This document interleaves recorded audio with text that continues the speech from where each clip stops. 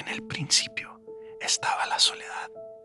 Era una soledad tan antigua, tan arraigada, que parecía haber nacido conmigo. Me llamo Brígida. Era la menor de 6 hermanas, todas hermosas, todas casadas, todas felices. Yo era la tonta, la que no sabía música, la que miraba sin ver. En las fiestas me sentaba en un rincón invisible, mientras mis hermanas bailaban hasta el amanecer. Fue en una de esas noches que lo conocí a él, a Luis. Él no bailaba, como yo. Se sentó a mi lado y me habló de cosas sencillas, del campo, de los árboles. Me pareció que, por primera vez, alguien me veía. Pronto nos casamos. Pensé que el matrimonio sería el fin de mi soledad, un puerto seguro. Pero la casa de Luis era grande, silenciosa y fría. Él siempre estaba ocupado con sus estudios, sus libros. Era un hombre bueno, pero distante, como una estrella lejana que admiras pero nunca puedes tocar. Nuestras conversaciones eran breves, funcionales. ¿Quieres té?, preguntaba yo. No, gracias, respondía él, sin levantar la vista de sus papeles. Las noches eran las peores.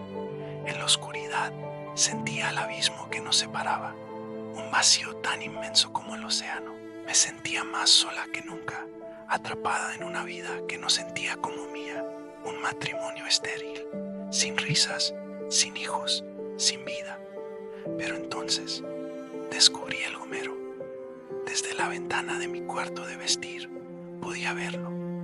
Era un árbol inmenso, frondoso, casi una pequeña selva privada que se mecía con el viento.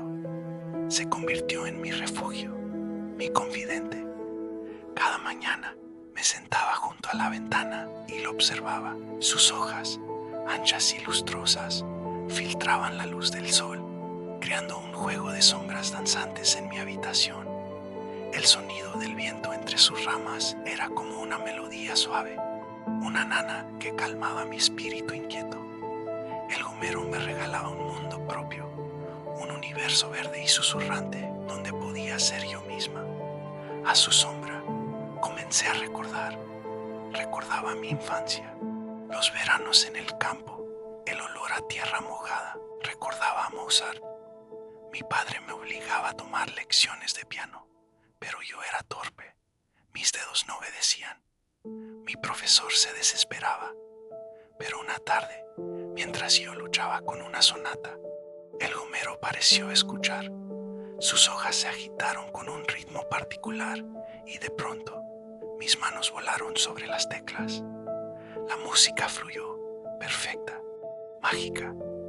El gomero y yo habíamos creado algo hermoso juntos. Desde ese día, cada vez que la tristeza amenazaba con ahogarme, me refugiaba en mi cuarto, abría la ventana y dejaba que el árbol me envolviera con su presencia protectora. Los años pasaron y mi vida transcurría entre la indiferencia de Luis y la compañía silenciosa del gomero. Él era mi única conexión con la vida, con la naturaleza, con la belleza. Cuando llovía, las gotas golpeaban sus hojas como miles de pequeños tambores, una sinfonía privada solo para mí.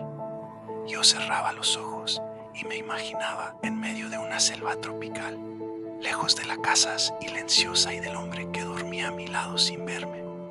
El árbol era mi amante, mi amigo, mi hijo. Era todo lo que Luis no era. A través de él, yo vivía, sentía, soñaba, me aferraba a su existencia como un náufrago a una tabla en medio del mar. En mi pequeño mundo verde, inventaba historias. Imaginaba que las raíces del gomero se entrelazaban con las de otros árboles en jardines lejanos, creando una red secreta de comunicación. Imaginaba que sus hojas susurraban los secretos del viento a quienes supieran escuchar. Luis, a veces, me encontraba sonriendo sola, mirando por la ventana. ¿En qué piensas?, preguntaba con una curiosidad lejana. En nada, respondía yo, guardando mi mundo para mí. ¿Cómo explicarle que un árbol me daba la felicidad que él nunca supo ofrecerme? ¿Cómo hacerle entender que el murmullo de las hojas era más elocuente que todas sus palabras.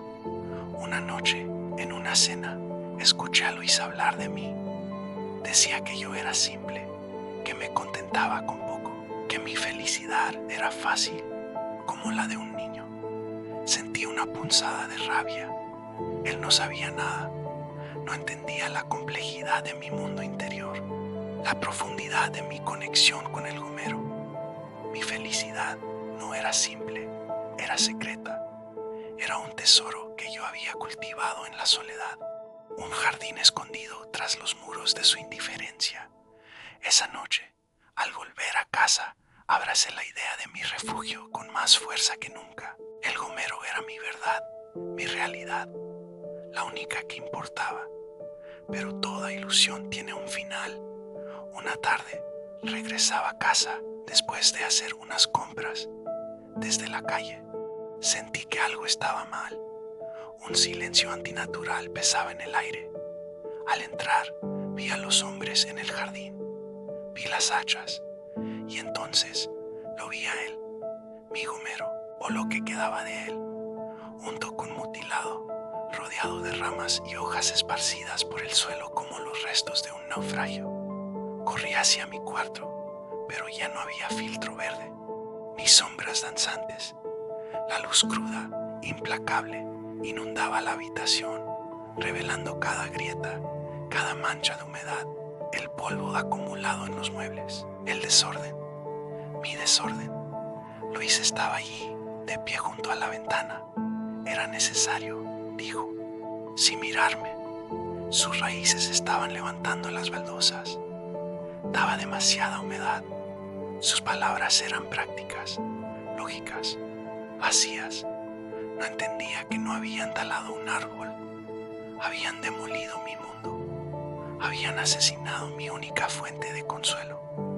La luz del sol, directa y brutal, me golpeaba en la cara. Ya no había nada que la tamizara, nada que la suavizara.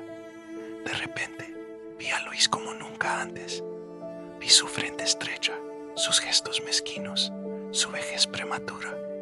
Vi la miseria de mi vida, sin adornos, sin el velo poético que el gomero me proporcionaba.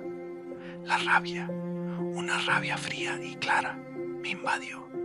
Me di la vuelta, caminé hacia el armario y comencé a empacar mis cosas. Con cada prenda que doblaba, sentía como me despojaba de años de silencio y resignación. Él me miraba, confundido. ¿Qué haces?, preguntó. Por primera vez en años, lo miré directamente a los ojos. Me voy, dije. Mi voz no tembló. Era la voz de una mujer que acababa de despertar de un largo sueño. La caída del árbol no había sido el final, sino el principio de mi propia vida. Salí de esa casa sin mirar atrás, dejando atrás la soledad, la indiferencia y el fantasma de un árbol que, al morir, me había enseñado a vivir. Gracias por acompañarme en esta historia. Si te conmovió, no olvides darle like y suscribirte para más relatos como este. Hasta la próxima.